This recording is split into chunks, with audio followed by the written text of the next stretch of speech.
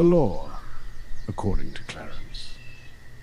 I'll be catching heat for this one, especially since I sat down here to discuss all of the recent larceny being granted by a complicit Supreme Court, tagging a long tail in hand, to allow MAGA to change settled law, 6 months ahead of an election, nullifying votes that have already technically been legally voted by submission through mail-in voting.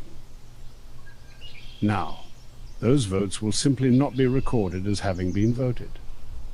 Okay, back to Justice Clarence Thomas, whose hands are constantly dirty, if not considerably blood-stained. Okay, we often see what appears to be black men who are desperately seeking the companionship of a white woman. I can't help but wonder how his fellow justices feel about that relationship. Might the time someday arrive when his fellow justices might become uncomfortable with Clarence Thomas's arrangement? I mean, there was a time when it was illegal for that kind of relationship to exist. The Supreme Court struck down all state bans on interracial marriage in the 1967 case Loving v. Virginia. The ruling established that the freedom to marry is a fundamental right protected by the 14th Amendment's equal protection and due process clauses.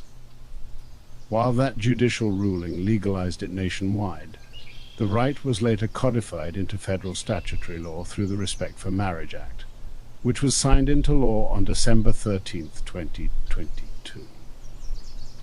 So, if MAGA decides to rip up that piece of preponderous legislative oversight, along with whatever Senator Lindsey Graham or U.S. Treasury Secretary Scott Bessent are up to, do we get back to Adam and Eve versus Adam and Steve, and reopen the Mann Act for Clarence decades of frivolity with wife Ginny?